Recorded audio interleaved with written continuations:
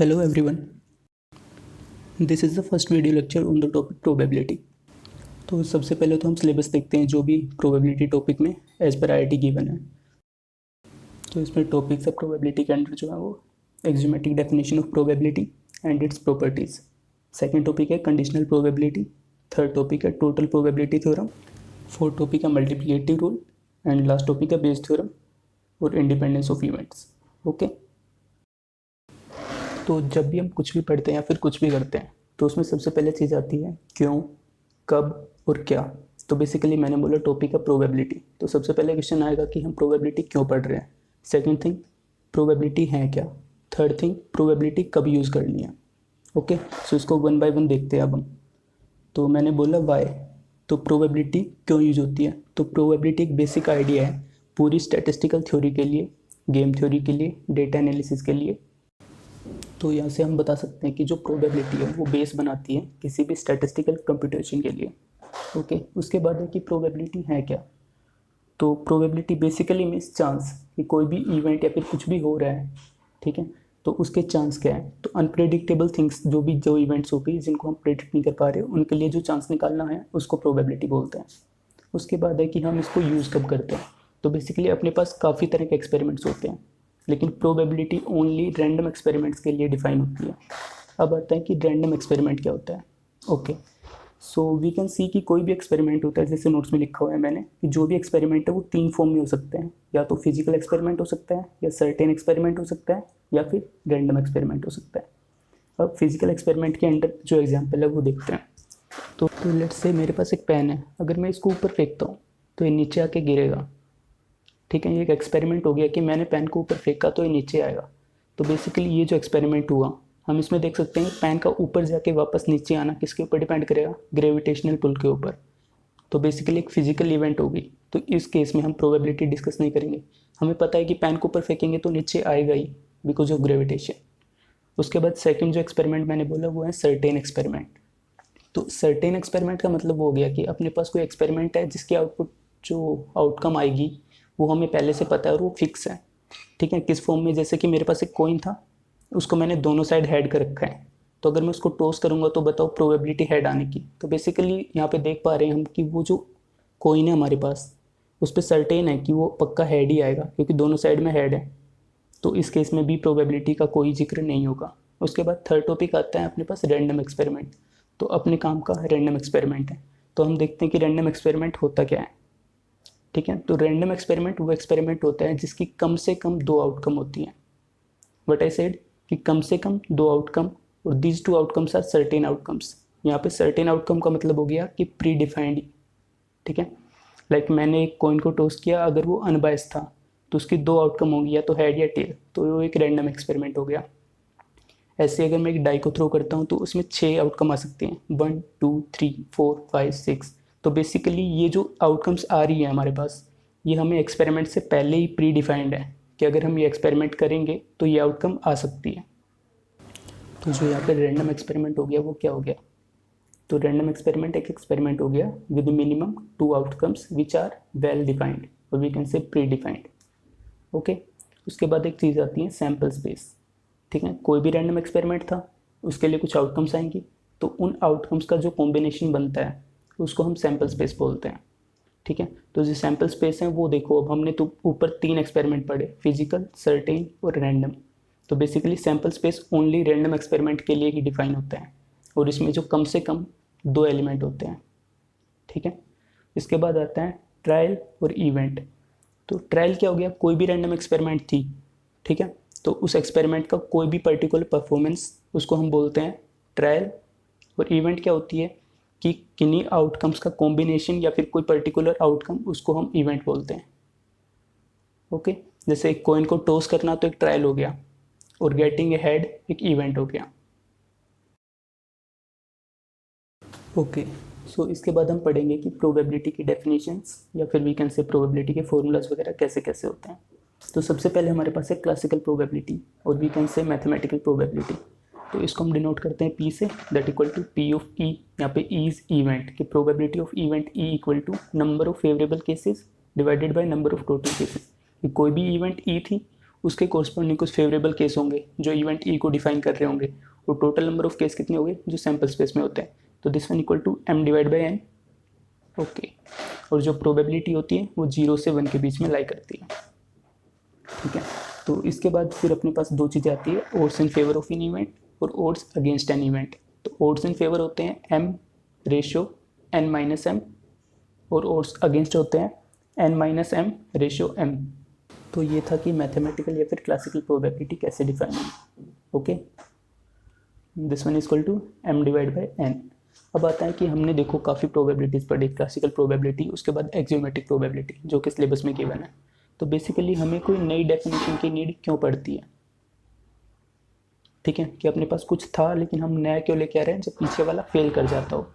जैसे मेरे पास लैपटॉप है, ठीक है, मैं नया लैपटॉप कब लूँगा? जब ये ख़राब हो जाएगा या फिर ये कुछ काम नहीं कर पा रहा होगा। तो इन द सेम वे जब पिछली डेफिनेशन जो क्लासिकल प्रोबेबिलिटी की डेफिनेशन यहाँ पे बनाई गई या फिर बताई गई, ये फेल कर जाती है। तो बेसिकली ये जो क्लासिकल प्रोबेबिलिटी थी ये फेल कर जाती है, तो इसके लिए कुछ लिमिटेशंस है। तो इसके लिमिटेशंस में है कि कोई इवेंट इक्वली लाइकली नहीं हो तब ये फेल कर जाती है, या फिर जब अपने पास नंबर ऑफ एग्जॉस्टिव केसेस नहीं पता हो। एग्जॉस्टिव मतलब टोटल केसेस अपने को पता नहीं है, या फिर वो इनफाइनाइट है। तो अगर वो इनफाइनाइट है तो this will give m divide by n। If n is going to infinity then this will give to 0।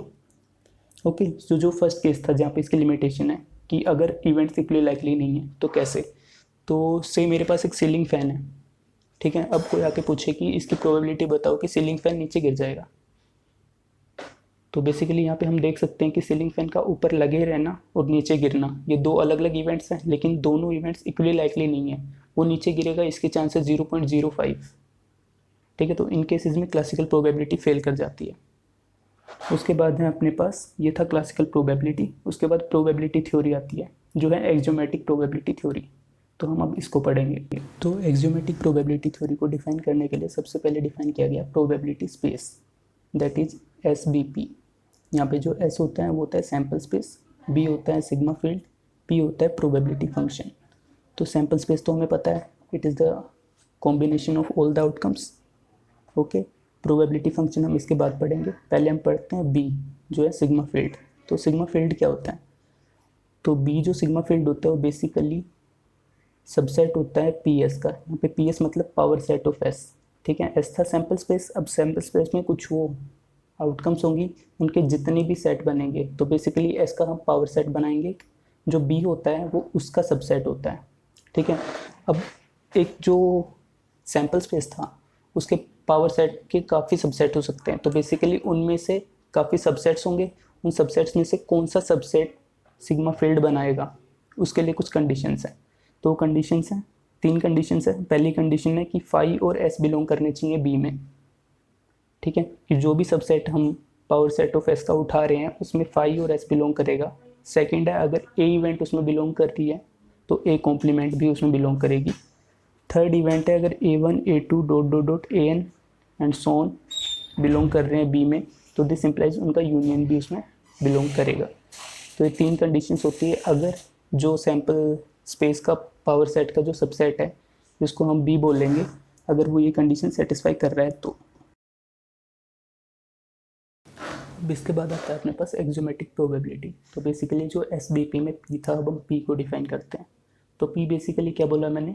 Probability function. तो अब कोई भी फंक्शन होता है तो उसकी एक डोमेन होती है और एक रेंज होती है। तो जो प्रोबेबिलिटी फंक्शन है इसकी डोमेन होती है सिग्मा फील्ड एंड रेंज होती है 0 से 1।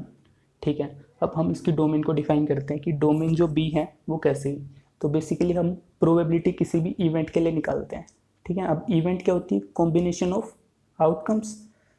तो हम देख रहे हैं कि जो आउटकम्स हैं उनका जो सेट है वो बनेगा S मतलब सैम्पल स्पेस। अब उसका जो पावर सेट बनेगा उसमें उसके सारे कॉम्बिनेशंस आ जाएंगे जितने भी उसके सबसेट बनेंगे। और हमने क्या बोला, जो B है वो subset of power set of S है। ठीक है, तो जो भी अपने पास इवेंट E होती है मतलब P ऑफ E लिखेंगे हम। अब E कहाँ से आएगी? डोमेन से। तो बेसिकली B जो होती है सिग्मा फील्ड वो उसकी डोमेन होती है और 0 to 1 उसकी रेंज होती है। ठीक है, तो एक्सियोमेटिक प्रोबेबिलिटी फंक्शन को डिफाइन करने के लिए 3 एक्सियोम्स दिए गए थे। तो जिसमें पहला है कि इफ़ ए इवेंट में जो A है वो B में बिलोंग कर रहा है, कि कोई भी इवेंट E है वो B में बिलोंग कर रहा है, मतलब सिग्मा फील्ड में डिफाइन है। मतलब वेल डिफाइंड हो गया, सिग्मा फील्ड में हो गया, तो उसकी जो प्रोबेबिलिटी है वो डिफाइंड होगी और probability of A is greater than equal to 0। ठीक है। सेकंड एक्सियोम होता है कि सैंपल स्पेस की अगर हम प्रोबेबिलिटी ले लेते हैं तो 1 होती है। ठीक है। थर्ड जो एक्सियोम है वो है कि अपने पास ए एन अगर कोई सीरीज है फाइनाइट या फिर इनफाइनाइट डिसजॉइंट इवेंट्स, ठीक है, कि बी में से कुछ डिसजॉइंट इवेंट्स की हम सीरीज ले लेते हैं तो उनकी probability of union of A I equal to 1 to n equal to summation of probability of A आई।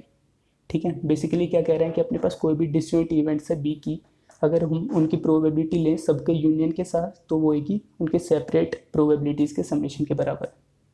तो ये था एक्जियोमेट्रिक प्रोबेबिलिटी क्या होती है। ठीक है। इसके बाद अपने पास एक न्यूमेरिकल है। न्यूमेरिकल वी कैन से सम क्वेश्चन है कि हमें प्रूव करना है probability of A bar equal to 1 minus P of A. तो यहाँ पे ए क्या है, कोई इवेंट ई, ठीक है, और ए बार क्या हो गया, उसका कॉम्प्लीमेंट इवेंट। ठीक है। अगर ए इवेंट थी गेटिंग हेड तो ए बार होगी गेटिंग ए टेल। ठीक है। तो हमें प्रूव करना है P of A bar equal to 1 minus P of A. तो ये कैसे होगा, अब हमें पता है ए का यूनियन कर देते हैं ए बार के साथ कि होना ना होना मतलब 1। ठीक है। तो P A union A bar equal to S और A intersection A bar equal to 5। तो जो ए यूनियन ए बार वाला था उसके ऊपर हम प्रोबेबिलिटी निकाल देते हैं दोनों साइड पे। तो probability of A union A bar equal to P of S that equal to 1। अब ए यूनियन ए बार इसको हम खोलेंगे तो P of A plus P of A bar minus P of A intersection A bar. तो A intersection A बार वाली probability 0 हो गई। तो यहाँ से P of A bar equal to 1 minus P of A. अब एक और न्यूमेरिकल है, इसमें अपने पास सैम्पल स्पेस डिफाइन किया अपने को पहले। तो S equal to set of 1, 1/3, 1/3 की पावर 2, 1/3 की पावर 3, डॉट डॉट डॉट 1/3 की पावर n। उसके बाद बोल रहा है n फिक्स है। उसके बाद ए इवेंट डिफाइन किया है जिसमें 2 एलिमेंट है 1, 1/3। बी एक और इवेंट डिफाइन किया जिसमें इसने P1 किया कि x is such that x equal to 1/3 की power k greater than equal to 0 and k is odd number. उसके बाद एडिशनल इन्फॉर्मेशन दी है कि probability of A equal to 1/6। तो हमें बताना है probability of A union B. Okay, तो हम इसको कैसे करेंगे, सबसे पहले हम इसका यूज़ करते हैं probability of A equal to 1/6। तो हमें पता है ए में कितने वो है, मतलब ए में कितने एलिमेंट्स है 2। तो probability of A equal to 1/6 given. तो ऊपर मैंने 2 लिखा तो नीचे भी 2 से मल्टीप्लाई कर दिया। तो बेसिकली मैंने क्या किया, number of favourable cases divide by total number of cases, तो 2/12। ठीक है। अब इसको एस से कंपेयर करते हैं 1, 1/3, 1/3 की पावर 2, डॉट डॉट डॉट। तो यहाँ पे हम देख सकते हैं कितने एलिमेंट्स हैं, n+1। ठीक है। तो वहाँ से हमने सोल्व किया तो n की वैल्यू आ गई 11। ठीक है। उसके बाद हमने प्रोबेबिलिटी ऑफ बी निकाला। ठीक है। तो प्रोबेबिलिटी ऑफ बी निकाला तो बेसिकली मैंने k की वैल्यू हमें पता चल गई, यहाँ पे n की वैल्यू पता चल गई। तो k को हम रन करते हैं तो प्रोबेबिलिटी ऑफ बी आएगी यहाँ पे 1/2। Then probability of A union B equal to P of A plus P of B minus P of A intersection B. उसका यूज़ करके हमने 1/6 प्लस 1/2 माइनस 1/12। इसके बाद आता है कि अपने पास जो इवेंट्स हैं उनकी कुछ प्रॉपर्टीज़ होती हैं कि इवेंट कौन सी इवेंट्स हैं। ठीक है। तो basically A1, A2 dot dot dot AN ये कुछ इवेंट्स थे सैम्पल स्पेस S से। तो 2 टाइप ऑफ इवेंट्स होती हैं, mutually exclusive events and mutually exhaustive events. तो म्यूचुअली एक्सक्लूसिव कौन सी होगी कि जिनमें कुछ भी कॉमन नहीं हो। तो basically if AI intersection AJ equal to 5 for all I not equal to J, कि जब भी I और J इक्वल नहीं है तो किन्हीं भी दो अलग अलग इवेंट्स का अगर मैं इंटरसेक्शन लेता हूँ तो उसमें अगर 5 आ रहे हैं मतलब कुछ भी कॉमन नहीं है तो उसको हम म्यूचुअली एक्सक्लूसिव इवेंट बोलते हैं। और एग्जॉस्टिव क्या होती है, अगर वो जितनी भी इवेंट्स हैं अगर हम उनका यूनियन लेते हैं, अगर उनका यूनियन S बना देता है मतलब सैम्पल स्पेस बना देते हैं तो उन इवेंट्स को हम बोलते हैं म्यूचुअली एग्जॉस्टिव इवेंट्स। ओके। इसके बाद अपने पास चीज़ आती है कि पार्टीशन। कोई भी सैम्पल स्पेस S है तो किन इवेंट्स के कॉम्बिनेशन को हम पार्टीशन ऑफ S बोलेंगे। तो अगर A1, A2 dot dot dot AN कुछ इवेंट्स थी, अगर वो सारी events mutually exclusive and mutually exhaustive हैं तो उनको हम बोलते हैं, म्यूचुअली एग्जॉस्टिव नहीं आएगा सॉरी, ओनली एग्जॉस्टिव इवेंट्स आएगा, म्यूचुअली नहीं आएगा सॉरी। ठीक है। तो अगर जो A1, A2 dot dot dot AN events हैं अगर वो म्यूचुअली एक्सक्लूसिव और एग्जॉस्टिव केसेस हैं तो हम उनको बोलते हैं पार्टीशन। ठीक है। तो बेसिकली पार्टीशन का मतलब हो गया P of A1 plus P of A2 plus P of A3 dot dot dot P of AN equal to 1, क्योंकि इनका जो समेशन बनाएंगे यूनियन लेंगे तो S के बराबर आएगा। ठीक है। उसके बाद अपने पास एक न्यूमेरिकल है कि मेरे पास कुछ इवेंट्स गिवन है, कौन सी ABC कुछ इवेंट्स गिवन है और इसने बोल दिया कि पार्टीशन है इसका। उसके बाद इसने कुछ इनके बीच में रिलेशन दिखाया कि P of B equal to 3/2 times P of A, P of C equal to 1/2 times P of B। हमें बताना है P of A union C। तो हमें पता है कि इन सब की जो P of A plus P of B plus P of C करेंगे तो दैट वन इक्वल टू 1। तो यहाँ से P ऑफ A आ जाएगा 4/13, P of A plus P of C equal to P of A union C that equal to 7/13। अब अपने पास है बुल्स इनइक्वालिटी। तो बेसिकली हम बुल्स इनइक्वालिटी की जो इनइक्वालिटीज हैं उनको पढ़ेंगे, उनका जो प्रूव वगैरह है वो हम नहीं करेंगे। उसके लिए हम FMS से देख सकते हैं बुक से। तो ये क्या कह रही है कि अपने पास कुछ n इवेंट्स थी A1, A2 ... AN। तो इसने दो इनइक्वालिटी दी थी। तो पहली इनइक्वालिटी थी इंटरसेक्शन पे, दूसरी इनइक्वालिटी थी यूनियन पे। तो हम पहले दूसरी देख लेते हैं। तो probability of union of AI i equal to 1 से लेके n is always less than equal to summation of P of AI। ठीक है, तो इसके लिए हम अगर मैं n को 2 करके देखता हूँ तो P of A union B क्या लिखते हैं हम, P of A plus P of B minus P of A intersection B। तो जो लास्ट पार्ट हो गया इंटरसेक्शन वाला वो 0 हो सकता है या फिर 0 से बड़ा हो सकता है। वो A और B की प्रोबेबिलिटीज़ में से मैं सब्ट्रैक्ट कर रहा हूँ। तो बेसिकली वो हमेशा इस इनइक्वालिटी को फॉलो कर रहा है। ठीक है, उसके बाद सेकंड इनइक्वालिटी जो है वो है कि इंटरसेक्शन के ऊपर P of intersection of AI i equal to 1 से लेके n तक greater than equal to summation of i equal to 1 से n P of AI minus n-1। तो ये दो इनइक्वालिटीज़ हैं, इनको याद रखना होता है। ये बीच बीच में कहाँ पे यूज़ हो जाती है। तो आज के टॉपिक्स में इस पहली सीरीज़ में इतना ही था। इसके बाद आगे हम नेक्स्ट में पढ़ेंगे। Thank you.